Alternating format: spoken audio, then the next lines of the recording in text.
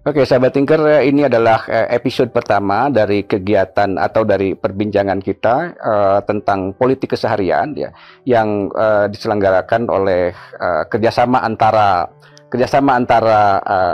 Salman dalam hal ini Divisi Humanika, Masjid Samal dengan Forum Studi Kebudayaan Fakultas Seni Rupa ITB ya. Dan ke depan kita akan berbicara tentang politik keseharian itu dalam berbagai peristiwa yang kita lihat secara induktif ya, apa yang terjadi di dalam masyarakat kita ketika memahami, menyikapi dan mengalami situasi politik di negeri ini ya. Mudah-mudahan ini akan memberikan insight bagi kemajuan cara berbangsa dan bernegara kita.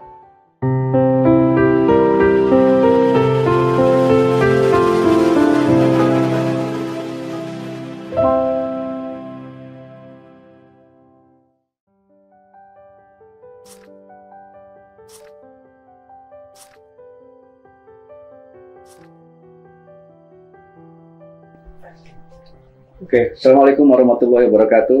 Halo Sobat Tinker, kita bertemu dalam satu acara yang baru di Salman yang dalam ini bekerja sama dengan Forum Kebudayaan Fakultas Seni Rupa ITB ya. Kita kan berbicara dan membicarakan soal politik ya. Tapi politik yang dimaksud di sini bukan melulu soal perebutan kekuasaan atau politik yang selalu identik dengan kekuasaan yang sejauh ini dipahami oleh masyarakat. Tapi kita akan coba berbicara soal politik partisipatif ya, politik yang lebih induktif. Kita melihat problem-problem keseharian yang kita pahami sebagai sesuatu yang mau tidak mau atau keniscayaan yang berkaitan dengan politik ya. Jadi dalam kalimat lain mungkin saya ingin katakan bahwa nyaris tidak ada praktik-praktik kehidupan kita dalam keseharian yang bisa dilepaskan dari politik ya. Jadi acara ini dan ke depan ya kita akan berkelindan terus di persoalan-persoalan itu yang coba mengajak sahabat Tinker semua untuk memikirkan hal-hal yang mungkin sejauh ini terlupakan ya. Dan hari ini kita tahu bahwa kita sedang berada di dalam prosesi politik besar ya, pilihan presiden ya, dan yang membawa persoalan-persoalan yang sangat kompleks ya, yang sering di luar nalar ya gitu. Nah kita akan coba meskipun kita tidak bisa melepaskan itu, tapi kita akan coba memusatkan perhatian ke hal yang lain ya, mungkin salah satunya juga ke hal yang ada di ujung prosesi besar itu, misalnya bagaimana yang terjadi di bilik suara ya, di KPPS yang kita kenal, kelompok penyelenggara pemungutan suara ya. Tapi lebih jauh dari itu kita akan bicara hal-hal yang tentang politik partisipatif. Nah untuk itu di meja kecil ini ya, di hadapan meja kecil ini sudah ada dua narasumber yang insya Allah sangat insya Allah akan memberikan hal-hal yang menarik tentang itu. Di samping saya ada Mas Egy Sudiana ya. Egy Budiana, mohon maaf, Egy Budiana. Mas Egy sekarang apa aktivitasnya?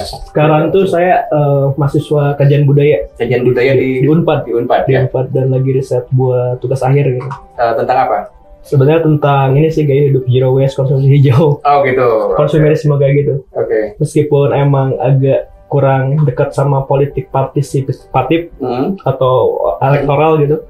Yang perihal tadi yang Pak Acep bilang tentang bagaimana politik gak harus ngomongin hal yang makro, dan yang mikro itu saya belajar juga di sana gitu. Dan diiriskan dengan kebudayaan tentunya. Oke. Kayak gitu. Ya. Nah, di sampingnya lagi ini ada senior saya, Mas Eko Suprianto. Dia ini petualang ya. Sekarang mulai ada di Daun Dana. Oke, Mas Eko silakan ceritakan apa aktivitasnya sekarang. Kalau saya sekarang aktivitasnya itu berusaha untuk membuat ini lahan yang marginal. Di Cidaun itu kan lahannya kering, marginal, tidak subur menjadi produktif ya. Kira-kira gitu, membantu memperkenalkan beberapa hal yang mungkin dilakukan di sana. Apakah misalnya teknologi apa irigasi tetes gitu ya. Jadi kita coba lakukan itu sehingga masyarakat di sana itu tidak perlu mencari katakanlah mungkin suatu saat ke depannya gitu ya. Dia bisa menjadi sumber kehidupan mereka gitu. Jadi mimpi besarnya itu kira-kira gitu kalau membangun semacam pusat pertumbuhan di desa gitu lah. Kayak gitu mungkin dari Desa Karangwangi dulu tempat saya aktif sekarang gitu ya. Terus mungkin suatu saat mudah-mudahan nanti punya kesempatan di desa yang lainnya gitu. Menarik. Kira-kira gitu. Jadi ini sobat Tingkat Semua ini sebenarnya suara yang tidak terrepresentasikan di bilik suara sebetulnya ya. Nanti akan bicara. Saya ke Mas Egy dulu deh. Bagaimana Mas Egy melihat peta besar dulu deh ya politika hari ini ya. Terutama mungkin soal pilpres ya. Coba kita sambungkan ke situ. Untuk secara umum tentunya saya ngikutin si diskursus politik bahkan sejak 2019 sampai sekarang, dan tentunya disclaimer dulu, dan yang saya tahu hanya diskursus bisa dibilang golongan-golongan yang misalnya di medsos, di Twitter spesifiknya, yang misalnya secara konteks struktur sosial tuh perguruan tinggi dan sebagainya gitu. Untuk diskursus di luar itu saya misalnya kayak menengah bawah dan sebagainya saya kurang ngikutin gitu. Jadi apa yang saya ikutin paling besar tuh di media sosial Twitter gitu. Jadi sejauh ini mengamati peristiwa-peristiwa politik itu di sana. Iya. Apalagi itu kan sangat menjadi penanda generasi saya juga kan ya, media sosial itu apa yang dibicarakan dan sebagainya. Sekarang usia berapa tahun? 27. 27 ya. 27 itu berarti milenial ya. Masih generasi Gen Z ya. Gen Z akhir ya. Gen Z akhir. Awal Gen Z awal. Nah, itu teman-teman mungkin dari angkatan Mas Egy itu di wilayah itu ya. Ya kebanyakan apa yang saya bicarakan itu melulu tentang misalnya di Twitter gimana atau di medsos gimana, dan ya media sosial lainnya. Untuk mungkin ada teman-teman yang langsung ke akar rumput gitu, tapi biasanya beririsan sama gerakan sosial biasanya. Dan saya cukup kenal juga ke orang-orang yang bahkan resisten gitu tentang demokrasi elektoral ini, dan mereka ya pingin ada alternatif lain gitu, jadi kayak ada yang golput dan sebagainya. Jadi diskursus sekeliling saya hanya sebatas itu gitu. Untuk di luar itu kayak misalnya yang masyarakat lebih luas, sebenarnya saya masih agak buram juga kayak gitu. Nah, Mas Egy, apa yang dilakukan itu juga termasuk teman-teman seangkatan, ada punya kesadaran bahwa itu juga sebenarnya juga akibat dari kebijakan-kebijakan politik, yang mungkin politik itu dilihat seperti apa, kan itu juga bagian dari muara cikal bakalnya juga bagaimana politik besarnya menempatkan situasi itu. Ada kesadaran itu nggak, atau memang sebetulnya gua ini nggak suka nih sama politik itu misalnya? Sangat ada kesadaran besar, apalagi mungkin teman-teman saya aja ya, dan diskursus yang saya ikutin itu diakomodasi banget sama ada kayak NGO atau platform tertentu gitu yang mengkondisikan supaya generasi muda, apalagi pemilih pemula ya, pemilih pemula itu kan masih Gen Z juga, untuk paham gitu siapa yang mereka pilih gitu. Misalnya boleh sebut merek, kayak misalnya ada namanya Bijak Memilih misalnya gitu. Itu tuh kan semacam platform atau mungkin kampanye atau NGO, saya nggak tahu bentuknya, di menawarkan informasi tentang ke pemilih, terutama pemilih muda gitu, semua informasi tentang partai yang ikut di konsultasi sekarang gitu, bahkan yang korupsinya siapa dan sebagainya gitu. Dan untuk saya sendiri secara personal, jadi ada konsen sebetulnya ke situ ya? Ada pastinya ada. Apalagi kan di lingkungan saya di lingkungan pendidikan tinggi dan gerakan sosial dan pers mahasiswa juga, itu udah secara natural udah kayak ngomongin itu terus gitu pastinya gitu. Ada concern ke sana pastinya. Oke lah, syukurlah kalau memang ada itu ya, memang ada partisipasi, bukan nggak apa. Selama ini kan anak muda itu milenial, Gen Z itu ya melihat politik itu dari jarak yang ngapain sih gue nggak suka gitu ya.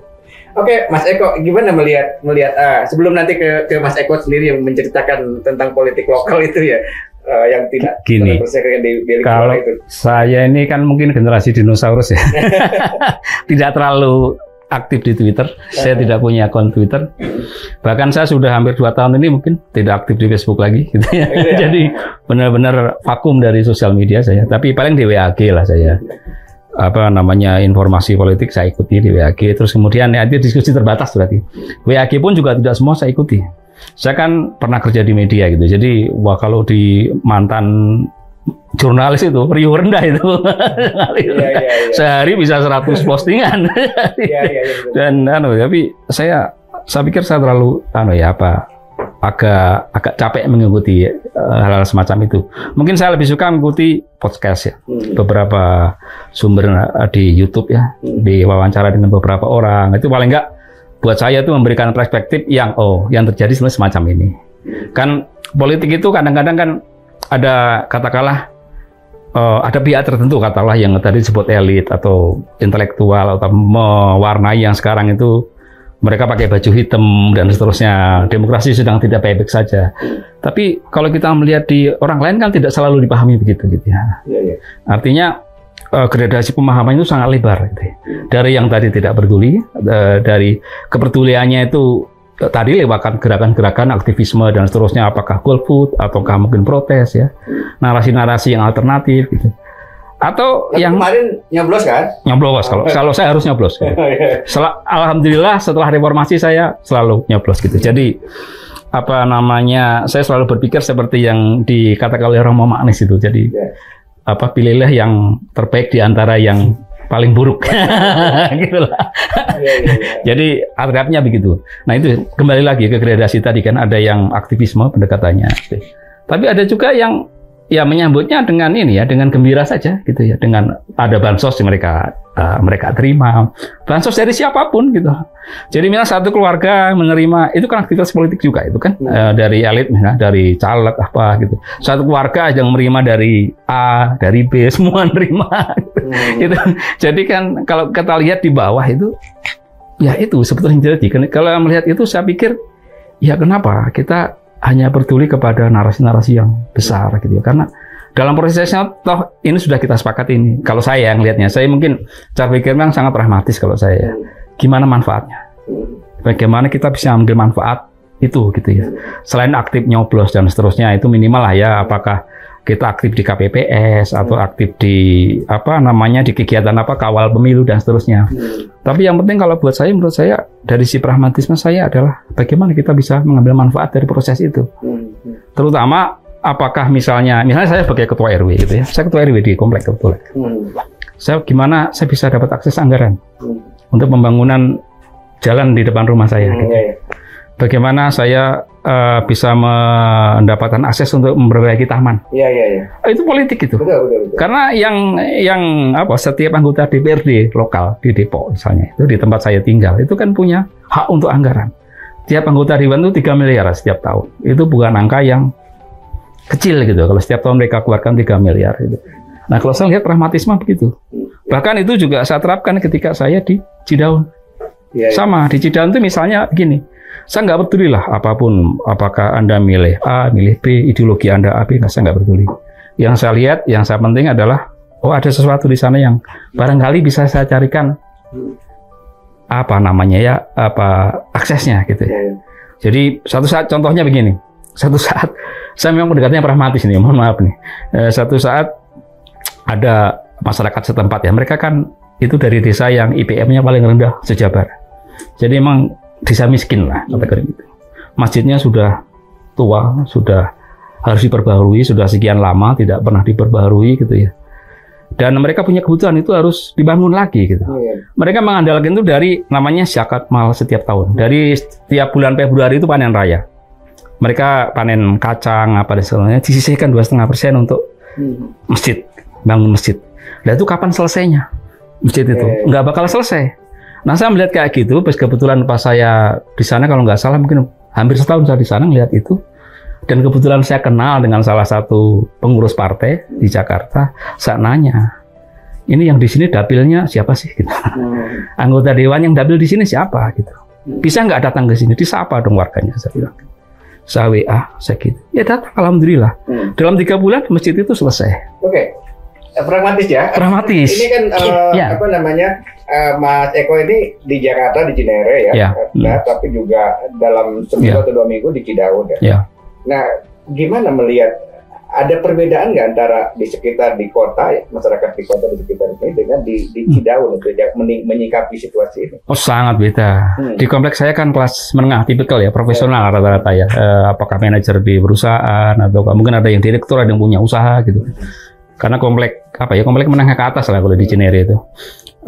Di sana ya masyarakat tingkat pendidikannya rata-rata masih banyak yang SD. SD. Paling banter kalaupun ada pendidikan yaitu misalnya pesantren. Mereka banyak yang bisa baca bisa Arab gitu. Ada beberapa lah ya. Tapi kalau kita lihat pendidikan formal gitu, itu ya banyak yang masih SMP, SD gitu. Tingkat pendidikan rendah, perkawinan lebih dini banyak ya karena mereka kan mungkin nggak ada yang dilakukan. Setelah itu tingkat perceraian juga tinggi, kategori desa tertinggal lah ya. Ya mereka melihat bansos itu efektif ya? Efektif, ya, sangat efektif. Betul, ya, betul efektif. Jadi apa yang mereka butuhkan itu. Jadi kalau saya datang ke sana, yang mereka tanya. Tapi mereka pilih juga ya, pilih orang yang ngasih. Bisa dibagi. Kan misalnya begini, ada satu keluarga kan dibagi rata aja, kan semua ngasih itu. Ada dari partai A ngasih, partai B ngasih, partai C ngasih, gitu kan? Ya dibagi rata aja. Satu keluarga misalnya ada 4 anggota keluarga, yang kamu milih ini deh, kamu milih ini deh, milih ini deh. Gitu. Jadi gimana kalau saya ngelihat begitu ya memang sangat disayangkan sebetulnya kan karena kita bisa lebih jauh dari itu sebetulnya kan uang 50.000, 100.000 itu kan uang yang tidak seberapa besar tapi bandingkan kalau kita bisa ngambil akses 3 miliar. Dan terhadap makan gratis itu gimana? Menurut saya mereka senang karena di sana pendukung calon yang punya program itu calon nomor 2 besar. Saya pikir menang di sana ya? Menang. Dan dari awal kan kantongnya. Jadi di sana nggak ada teori-teori, nggak ada filsafat ya, nggak ada. Jadi, nah berdasarkan pengalaman ya mungkin karena saya banyak di lapangan gitu ya, banyak di lapangan. Jadi yang dibutuhkan masyarakat, apa yang kita wacanakan tuh kadang-kadang ada jarak. Gitu. Ada jarak. Kita di kota berbicara tentang demokrasi yang tidak baik-baik saja. Di masyarakat di bawah mereka melihat itu nggak ada masalah gitu. Jadi fine-fine saja. Malah menurut saya yang berbahaya di bawah itu adalah narasi yang saling membelah. Ya. Seperti pemilu 2019. Itu menurut saya sangat berbahaya. Karena itu keterbelahan itu dulu terasa itu. Terasa saya bisa merasakan gitu karena saya berkawan dengan banyak pihak. Di sana itu ya ada yang pendukung A, pendukung B gitu ya. Itu terasa terutama di sosial media. Meskipun ketika kita ketemu sebetulnya sih ketemu sama sosial media itu kan lain ya. Lain. Di sosial media itu kayak nggak ada nggak ada halangan untuk tidak sopan. Kita bisa ngomong suka-suka kita. Tapi kalau kita bicarakan tatap muka gini kan lain.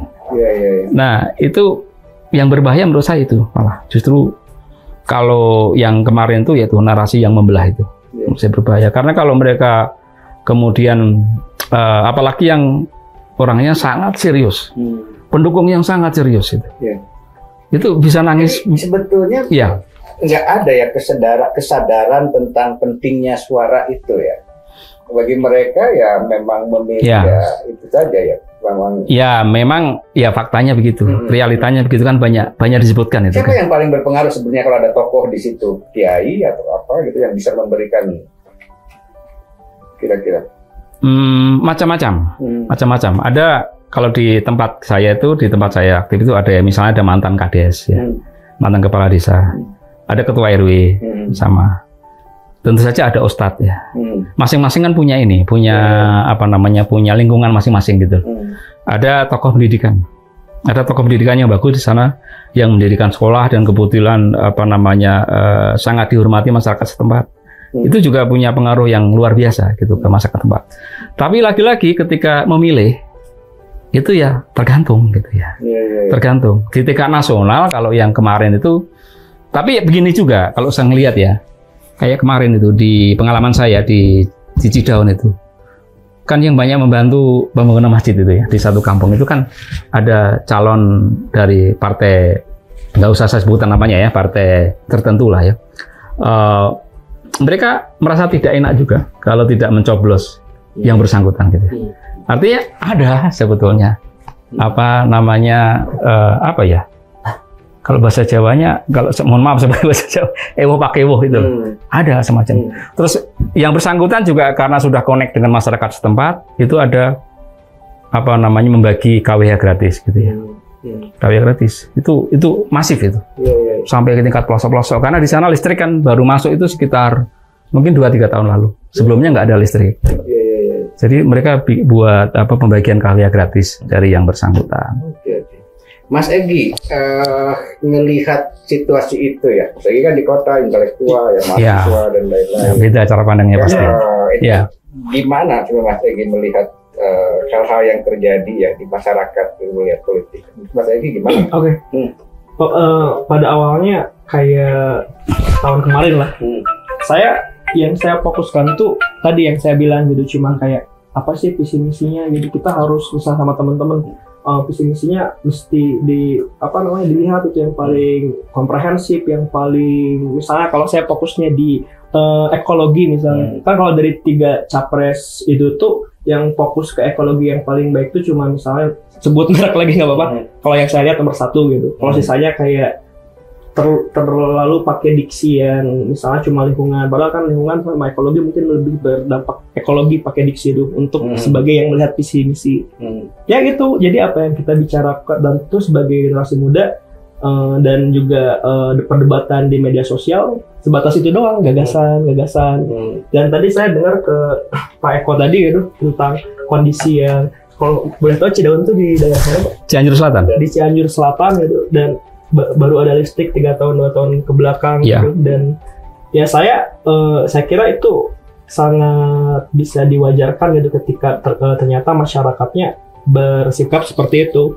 Saya juga sadar ketika kok kita membicarakan kayak gagasan-gagasan yang ada di Menara Gading terus gitu. Sebenarnya emang di akar rumput atau bahkan yang di masyarakat biasa sebenarnya mereka lagi ngomongin apa sih respon pemilu ini.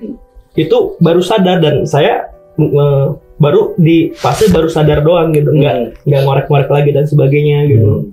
Jadi intinya seperti itu sih Pak untuk kondisi. Nah ini kan kalangan mahasiswa ini ya, kalau kita bandingkan dengan yang ya sekian tahun yang lalu ya, bagaimana kesadaran partisipatif dalam pengertian demonstrasi, ya, kemudian memberikan kritik-kritik yang tajam, bahkan di TB dulu tahun 80-an itu terjadi sampai pada tingkat yang radikal itu ya. Nah sekarang ini kelihatannya kan agak melemah ya, agak kurang gitu. Ya ada beberapa orang tapi nggak seperti 98 ya, nggak seperti 98 ya. Itu kira-kira gimana sih teman-teman atau Mas Egy itu melihat situasi? Apa sih sebetulnya yang terjadi gitu? Oke. Kebetulan saya kan di mahasiswa itu di S1, kalau S2 kan fokus studi aja. Kalau di S1 dekat banget sama gerakan sosial gitu. Dan emang kayak sering dengar gitu 98 kayak gimana gitu. Bahkan katanya ini yang kata senior saya di pers mahasiswa. Kalau tahun 98 ke belakang nggak demo tuh itu tuh jadi rata-rata tuh demo, yang nggak demo tuh aneh gitu. Nah kalau sekarang lebih kayak kalau saya lihat tuh mungkin nggak semasif dulu gitu, tapi kesadarannya masih ada. Meskipun gini terjadi perdebatan juga gitu di dalam yang demonya, misalnya kayak kan mesti kita sepakati bahwa kadang yang ikut demonstrasi itu mungkin ingin kayak ya dia pengen terlihat gitu lewat cita-cita dia di media sosial bahwa nih saya ikut demo, dan bahkan mungkin kalau kita lihat secara sekilas nggak esensial. Demo sebagai pencitraan ya? Iya, kayak selfie gitu ya. Perdebatannya gitu kayak kalau kita memandang gitu secara sekilas itu kelihatannya kayak nggak esensial, itu ngapain ikut-ikutan. Banyak yang protes itu, anjir itu nggak usah diajak lah yang kayak gitu. Pas waktu misalnya saya tuh ngikutin yang misalnya Omnibus Law, terus yang Cipta Kerja dan sebagainya gitu, beberapa 5 tahun terakhir lah ya, pasca dan pra Covid gitu. Tapi di satu sisi dan menurut pandangan personal saya juga sih, meskipun ya kadang cuma pencitraan doang ya, minimal mah ada gitu, ada gitu. Jadi kayak minimal masuk teras dulu gitu. Mungkin di sana bakal mereka menjadi lebih paham gitu apa yang mesti dilakukan sebatas pencitraan di media sosial ya kan pencitraan sifatnya temporal kan, yang esensial kan sifatnya tadi tentang bagaimana rakyat yang dipertaruhkan misalnya. Kayak gitu sih kalau yang dinamika yang demonstrasi sekarang ada, tapi ya dinamikanya tadi gitu cukup banyak juga yang kan sebetulnya bisa juga ya kalau misalnya melakukan gerakan itu lewat media sosial. Kita tahu misalnya ada di jenderal di media sosial yang menghacker yang di Palestina itu ya, itu luar biasa tuh gerakan-gerakan yang yang bahkan itu di tingkat internasional itu ya. Nah di wilayah internal sendiri ada nggak kepikir nggak sebenarnya teman-teman untuk sekarang demo tuh nggak di jalan gitu loh, demo tuh di dalam teknologi itu gitu, ya, melakukan protes dan lain-lain, tapi bukan permukaan ya, dia di deepnya itu gitu loh ya. Okay. Saya sampai terpikir ke situ nggak kira-kira teman-teman? Kan kalau yang contoh yang tadi itu yang itu ya tentang Palestina Israel itu kan itu kan emang masif sih saya yakin. Nah untuk di sekitar saya sendiri lebih kayak ke mengikutin yang udah ada aja gitu. Jadi kayak lebih kayak yang saya tahu ya masuk ke kolam tertentu yang lagi ngomongin misalnya diskursus politik luar negeri atau ya pemilu sekarang gitu, ikut aja gitu, nggak sampai mikir mungkin ini ada hal yang bisa diubah secara lebih fundamental lewat itu yang kenalan saya. Tapi kalau misalnya saya lihat mandang orang di luar lingkungan saya itu udah melakukannya. Kayak misalnya kan tadi saya bilang kayak bijak memilih gitu. Itu kan diinisiasinya sama kaum muda generasi, kalau misalnya ngomong generasi X sih gitu. Bagaimana satu platform yang itu sangat mencerahkan para pengguna media sosial menurut saya kayak gitu. Dan mereka ingin merambah ke hal yang lebih fundamental sebatas cuma kayak masuk ke teras doang kayak gitu. Itu udah terjadi. Mas Eko, ini pragmatisme dalam bentuk lain ya, ada level pragmatisme di situ ya. Kemudian di sini gimana pandangan Mas? Kalau saya mungkin memang bias orang lapangan mungkin ya, karena ada kebutuhan saya ketua RW juga gitu ya. Ketua RW itu kan harus menjadi penghubung. Saya melihat misalnya gini, lingkungan jalan saya kan karena diserahkan ke Pemda dari pengembang itu kan menjadi tanggung jawab Pemda. Jadi ya saya ngelihat kalau saya yang penting buat saya kan gimana saya mendapatkan akses kepada anggaran gitu. Kalau saya berpikir selalu begitu kan, ke tetangga kalau selalu saya ajak begitu. Dan itu untuk warga sekitar gitu ya. Dan memang kalau pandangannya hanya begitu, memang itu bias pragmatisme ya menurut saya. Memang mungkin harus dua inilah, harus ada keseimbangan lah. Ada yang semangatnya aktivisme untuk memperbaiki secara substansi lah ya. Apakah gimana membuat demokrasi kita lebih baik ya. Apakah prosesnya, apakah lewat perundang-undangannya, ataukah dari sisi etiknya gitu ya. Di sisi lain juga mungkin ada gerakan-gerakan yang menyadarkan bahwa apapun demokrasi ini kan sudah kita sepakati. Artinya itu sudah sejak reformasi 98 kan kita sepakat kita memilih sistem ini ya dengan segala kekurangan dan kelebihannya gitu ya. Dan gimana kita bisa mengambil manfaat untuk itu? Ada manfaat itu gimana kan? Kalau politisi mungkin manfaatnya sebagian ya, mungkin untuk pribadi ya. Tapi kan ada juga saya yakin lah politisi yang untuk masyarakat gitu ya. Nah itu gimana bisa mengambil itu sebagai take and give gitu ya. Politisi yang dibutuhkan apa sih sebetulnya? Suara. Ya kan mereka butuh suara gitu. Dan kita butuh apa? Kita butuh akses kepada kebijakan gitu. Itu menurut saya kita itu bisa suaranya sama ya. Kalau di tingkat nasional mungkin kita narasinya bisa macam-macam itu. Bisa Z dan seterusnya, bisa sangat keras gitu. Tapi di tingkat lokal menurut saya narasi kita saya yakin akan sama. Kepentingan kita sama gitu. Kepentingan kita kan gimana jalan itu terang gitu ya. Gimana taman di tempat kita itu bagus gitu ya. Itu memberi ruang bermain buat anak-anak gitu. Gimana jalan itu bagus gitu. Semua kan berpendapat sama. Nah, gimana kita bisa mengkapitalisasi itu gitu ya. Dalam bentuk kalau saya memang ngomongnya langsung ke warga itu, take and give gitu. Kamu kasih dong suara kamu ke orang itu supaya dia ngasih anggaran ke kita. Saya ngomong terus terang gitu. Bukan dari ini ya, Mas Eko, bahwa sejatinya mereka punya kesadaran bahwa itu tuh didapatkan tidak secara langsung dari calon misalnya, atau dari Tapi sebetulnya dari kebijakan nanti hasilnya itu gitu. Agak susah, agak bertele-tele kalau menurut saya. Karena prosesnya berjenjang. Prosesnya berjenjang. Saya udah nyoba macam-macam, selewat dinas segala macam. Saya pernah menginisiasi petisi gitu ya. Di Cinere, Kelurahan Cinere ada paguyuban RW se-Cinere gitu. So kita rapat, kita kumpulkan saja bikin petisi. Karena pembangunan di Cinere itu buruk sekali. Depok itu padahal secara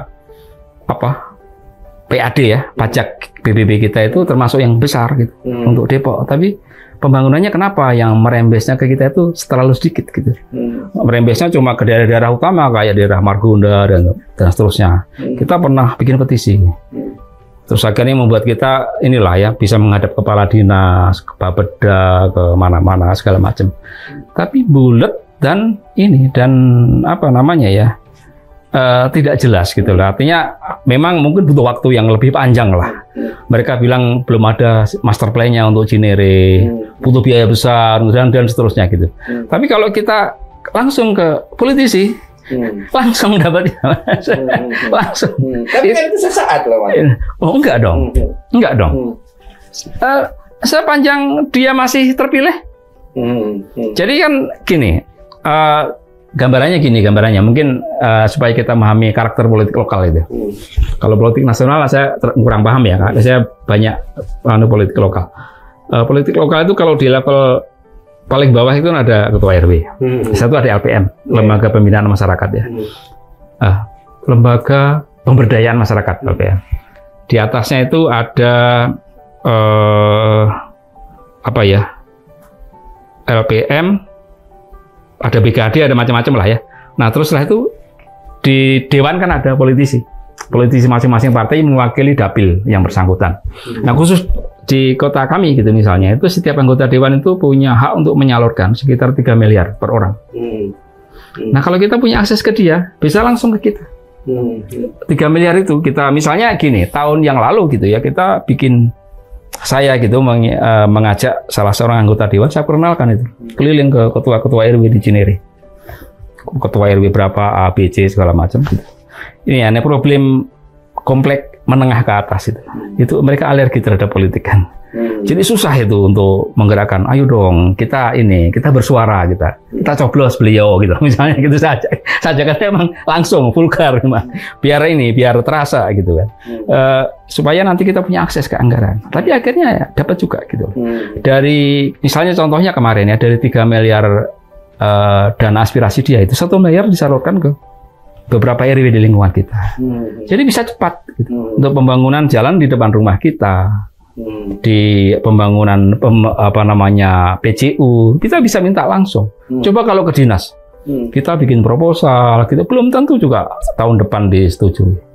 Agak rumit. Realitanya begitu gitu. Memang idealnya kalau kita ngomong politik itu kan ada pemilu lalu memilih pemerintahan itu harus bekerja untuk semuanya, pembayar pajak kan gitu, idealnya kan begitu kan. Tapi faktanya kan untuk mengasi itu susahnya minta ampun itu. Tidak selalu mudah. Dinas itu juga punya rencana sendiri, kita main sendiri aja gitu. Saya ajak kawan-kawan untuk, kalau saya sering bicara ke kawan-kawan itu, kawan-kawan pengurus RW itu, ya mari kita bicara politik lokal gitu. Jangan hanya politik nasional. Oke lah. Kalau politik terserah lah. Bapak Ibu mau milih siapa terserah. Saya nggak peduli itu. Kalau saya bilang gitu, terus terang aja. Monggo lah, silahkan. Mari kita politik lokal. Nah, di Cidaun juga saya sama. Saya mendorong. Kalau begitu partai-partai yang menang atau calon yang menang itu memang yang ini. Itu ya. Secara emosional akhirnya punya hubungan sama kita.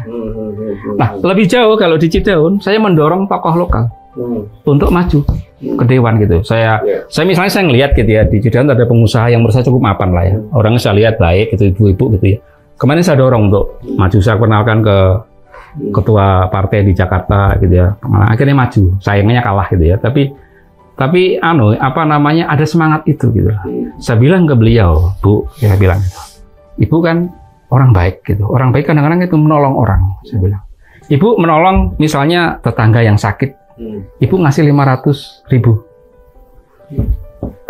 1 juta berikutnya. Tapi kalau ibu anggota Dewan, Ibu itu bisa mengelola anggaran 3 miliar untuk membantu orang.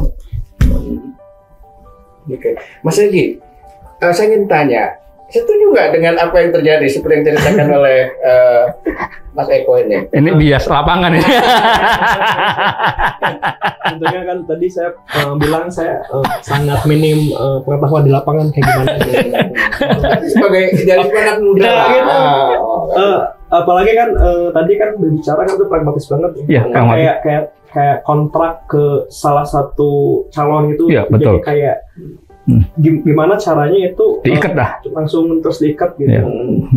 Mungkin sebelum saya jawab itu ada satu pertanyaan ke Pak Eko. Ya betul, gimana? Kan tadi kan ngedorong ibu yang baik dan sebagainya, tapi nggak takut gitu kayak misalnya mengkondisikan orang yang sebenarnya nggak peduli sebenarnya ke orang. Itu resiko. Itu risiko kan sebelumnya kan saya sudah ngelihat gitu ya, kenal sama beliau lah ya. Saya ngelihat beliau itu kan pernah mengembangkan wisata desa di sana, membantu gitu loh, pakai uang pribadi gitu. Saya ngelihat itu kan, wah berarti ini orang baik kalau saya ngelihat gitu. Artinya peduli kepada lingkungannya gitu, peduli kepada desa situ. Yang memang di problem di desa setempat itu adalah tidak ada anggota dewan lokal yang bisa mengikat mereka gitu, yang memberi akses ke anggaran gitu. Makanya ketika saya ngeliat ibu itu, gimana saya dorong. Betul itu. Kenapa nggak mendorong orang desa Cidaun itu? Ayo. Nggak bisa. Biaya politik itu tidak murah. Okay. Jadi ibu itu kenapa? Ibu itu pengusaha, punya jaringan restoran. Jadi dia pribadi udah selesai gitu. Jadi salah satu pertimbangan yang lain, secara pribadi beliau udah selesai. Jadi yang dibutuhkan kalau kita ada hukum manusia hierarki Maslow atau apa namanya, bisa lupa saya. Itu kan ada orang yang kebutuhannya primer ya, butuh makan, butuh apa. Tapi ada orang yang butuhnya kan eksistensi lama-lama. Dia pengen dikenal sebagai orang baik gitu ya. Nah, saya punya pengalaman itu anggota dewan yang saya endorse di Depok ini sama. Dia pengusaha showroom mobil gitu ya. Artinya sudah selesai lah secara ini. Kan mobilnya yang dia pakai sehari-hari juga Rubicon gitu kan. Artinya kan ya mestinya dia nggak ada masalah lah. Keuangan gitu ya. Finansial nggak ada masalah. Nah yang dia butuhkan apa? Kan dia pengen dianggap sebagai orang baik. Nah itu. Dan itu saya lihat begitu. Dia banyak membantu misalnya orang sakit gitu. Orang sakit itu kadang-kadang susah lah mencari rumah sakit gitu. Kalau misalnya punya BPJS saja susah mencari kamar, apalagi tidak punya gitu. Gini Mas Egi, Mas Eko. Ya. Kontrol terhadap orang itu minta itu misalnya ya. Kan ketika datang misalnya ke dapilnya, yang dibicarakan selalu hal-hal yang praktis ekonomi ya, betul. Pembangunan lokal itu. Pernah ada diskusi misalnya soal-soal yang bukan itu gitu, tapi soal ya etika politik misalnya atau bagaimana seharusnya dia mungkin ada kan tergantung bias partainya juga kan. Sekarang kan yang biasa bicara etik kan yang pakai baju hitam nih sekarang nih. Tapi kalau yang pakai baju yang lain kan tidak bicara soal itu. Apa masalahnya gitu. Kalau mereka kan bilang gitu kan. Masalahnya kan ini demokratis kok. Semua partai punya calon gitu kan. Jadi ya ada tetapi tidak banyak disinggung. Disinggung. Tingkat lokal ya, di tingkat lokal. Kalau di level nasional saya kurang paham ya karena saya belum pernah bersinggungan secara langsung. Saya kebanyakan secara lokal. Mas Egi gimana tadi? Oke. Dan ya ini untuk saya sendiri ya secara personal dan lingkungan saya juga gitu. Sebenarnya perihal pendekatan pragmatis tuh nggak kayak dihindarin gitu. Kan kebanyakan kita bicara hal yang paling ideal gitu untuk iklim demokrasi, tentang apa yang kita anggap benar atau enggak, yang misalnya sifatnya ideologis misalnya gitu. Dan misalnya ketika misalnya yang tingkatnya kebanyakan ngomongin nasional, meskipun yang di Bandung juga kan misalnya dulu pas zaman kan saya tahu ada di beberapa tempat di Bandung tuh penggusuran misalnya.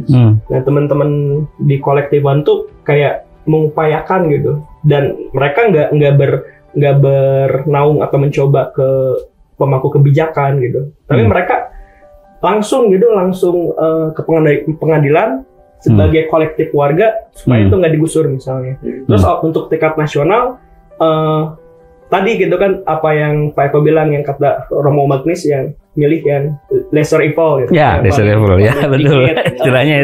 Istilahnya itu dan sebagainya. Itu juga jadi bahan pertimbangan saya dan mungkin teman-teman saya gitu. Kayak misalnya ada calon presiden yang menggusur di suatu wilayah untuk misalnya pengembangan tambang misalnya, atau misalnya ada ya penggusuran untuk apapun itu gitu. Nah itu jadi kayak bahan pertimbangan saya dan mungkin teman-teman di sekeliling saya gitu untuk kayak yang kayak gini mah nggak jangan dipilih, karena ya tadi orang yang punya powernya yang marginal aja yang tersubordinat itu digituin ya, apalagi pas naik gitu. Saya mikirnya orang-orang yang kayak gitu ya mungkin nggak akan peduli pada akhirnya gitu. Yang mereka pedulikan hanya golongan mereka sendiri kayak gitu. Jadi itu kalau saya sendiri ya sangat mempertimbangkan banget gitu. Kayak latar belakang partainya gimana, telah melakukan apa aja dan sebagainya gitu. Dan ya sejujurnya saya pingin coba jalan yang paling ideal gitu. Kan kalau dulu saya teman-teman di lingkungan yang teman-teman mahasiswa dan lain seperti apa? Sama dengan Mas Edi gitu. Kebetulan secara mendasar sama, tapi bentuknya kadang beda-beda gitu.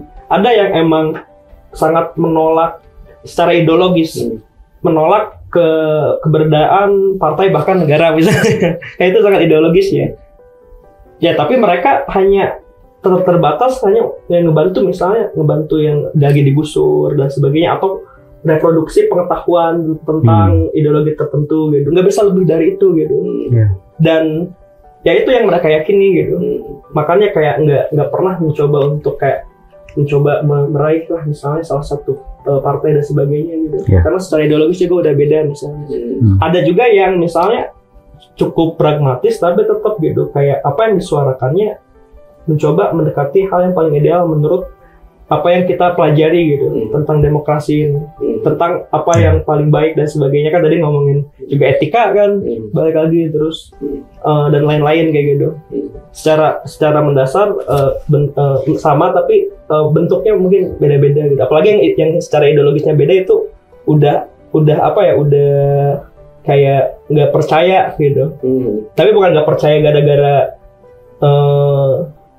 lebih ke pesimistik sih. Kayak gini, siapapun yang mimpin, saya tetap bakal lapar, orang-orang miskin bakal tetap lapar kayak gitu. Itu udah ada sampai ke fase itu. Udah ideologis itu, udah kita itu. Oke, saya kira Sobat Tingkat semua, kita sudah melihat peta umumnya ya. Jadi kalau saya katakan bahwa sebetulnya di tingkatan di lokal ya, baik di RW-RW di Cinere ataupun di Cidarum, jadi sebetulnya mungkin bukan tempat pemungutan suara ya, tapi tempat bagaimana suara itu diserahkan ya. Suara yang sudah dibeli sebetulnya gitu kan. Diserahkan, tempat penyerahan suara. Oke, terima kasih. Tapi memang situasi itu tidak bisa kita hindari ya. Di dalam situasi politik kita yang saat ini masih centang berenang ya. Masih ada pemikiran tadi, pemahaman bahwa nggak berpengaruh buat saya itu kan, mau siapapun yang dipilih ya seperti itu. Kondisinya adalah kita memang seperti itu, menegaskan apa yang sejauh ini kita paham secara umum. Baik, ada yang ingin sampaikan terakhir? Mungkin gini, kalau saya kan mungkin pengalaman panjang juga ya, pengalaman panjang. Saya pernah melewati beberapa fase, pernah ngikutin demo-demo juga gitu ya. Misalnya dulu ada lapangan golf Cimacan di Puncak gitu kan, saya pernah ikutin tuh sampai kenal para aktivis yang membela mereka gitu ya. Dan itu memang tidak mudah gitu ya, butuh determinasi dan sering kali kalah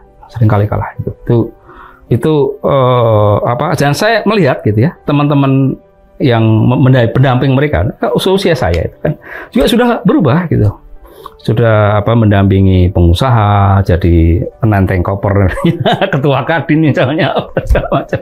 Nah, ini apa gitu? Kita melihat dunia apa gini. Terus kemudian partai politik pun sama gitu. Partai apapun saya melihat selalu ada koruptornya ya. Selalu ada yang ada yang macam-macam lah ya. Ada yang main perempuan misalnya kan.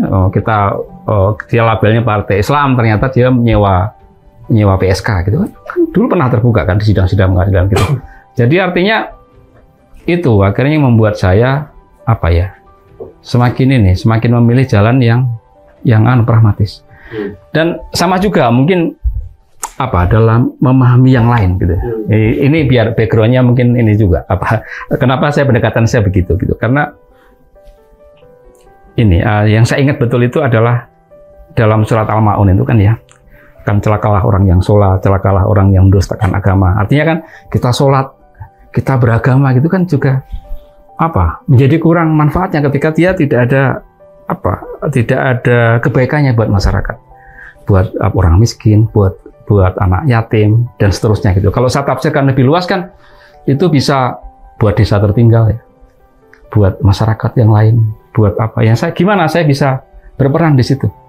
Saya memilih jalan itu gitu. Kalau sebutnya mungkin fikih sosial saya itulah gitu. Jadi dengan cara begitu saya tidak pernah kecewa apakah politik itu misalnya ada yang korup, saya enggak, ya sudah itu realitanya begitu. Siapapun calonnya ada peluang untuk korup, ada peluang untuk siapapun. Biarlah itu nanti sejarah yang akan mengoreksi. Satu saat pasti ada pendulumnya gitu. Kan kalau lihat si Al itu selalu diskusi, sejarah itu tidak linier gitu. Sejarah itu kan berputar. Di atas kemudian di bawah. Nah itu biarlah itu menjadi satu koreksi yang ke depan secara jangka panjang mungkin mudah-mudahan bisa diperbaiki apakah lihat peraturan dan seterusnya gitu ya. Tapi dalam on the time being ya, dalam proses itu gitu ya. Saya memilih pendekatannya begini. Mungkin ada orang yang pendekatannya itu ya, pendekatannya pengen memperbaiki peraturan, pengen menegakkan demokrasi yang sebenarnya, ya sudahlah monggo, silakan gitu. Saya melengkapi aja gitu. Bermain di lingkungan yang gimana itu bisa menarik manfaat. Sehingga apa yang terjadi sekarang ini bisa bermanfaat buat masyarakat luas. Demokrasi kita dengan segala kekurangan dan kelebihannya, kita bisa bermanfaat dan masyarakat luas bisa menikmatinya. Kira-kira gitulah. Mendengar cerita Pak Eko tadi kan jadi kayak semakin memperkaya gitu ke kenyataan di lapangan seperti apa sebenarnya tuh. Dan apa yang paling diinginkan masyarakat tuh kan mungkin ya ini kan saya terinspirasi kan saya baca majalah Basis ya, ngomongin komunisme Cina. Di sana tuh ada pengkondisian di mana yang paling utama tuh bukan demokrasi tapi kesejahteraan dulu. Jadi betul. Makan dulu gitu katanya.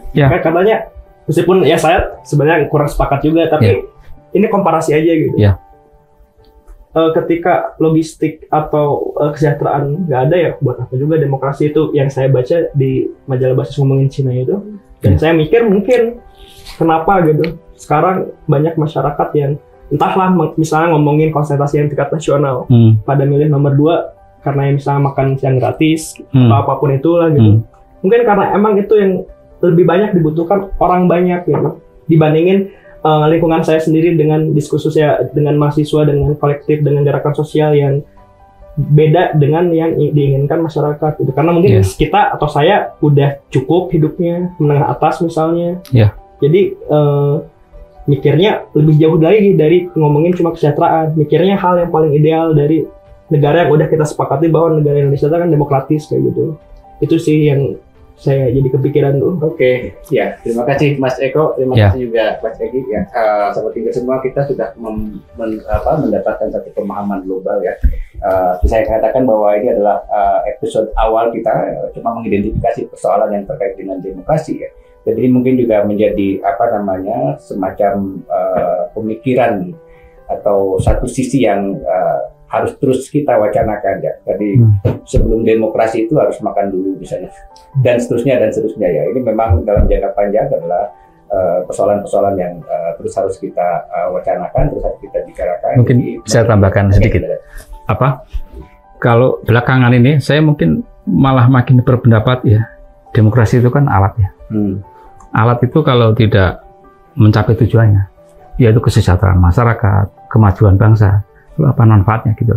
Kalau kita lihat Singapura bukan negara demokratis, ya, tapi kan secara bangsa, secara negara itu sangat maju, korupsi nol dan seterusnya. Jepang itu adalah negara yang seolah-olah demokratis kalau menurut saya. Ada pemilu, tapi yang menang itu saja. Nah, itu kan demokrasi ya hanya alat gitu. Yang penting adalah tujuannya. Tujuannya adalah untuk kemakmuran bangsa, untuk kemajuan bangsa, untuk harga diri bangsa dan seterusnya. Kalau ada demokrasi terus kemudian kita terpecah belah juga menurut saya Baik, ada manfaatnya. Terima kasih. Ya. Jadi memang politik mikro ya, politik lokal itu Ya. menjadi penting yang harus juga diperhatikan ke depannya. Tidak hanya berbicara di dalam skup nasional ya, Ya. yang membicarakan isu-isu besar tentang perebutan kekuasaan, tapi bagaimana kita melihat demokrasi kalau itu kita sepakati sebagai sesuatu yang emansipatoris di tingkat lokal ya. Oke, terima kasih sekali lagi.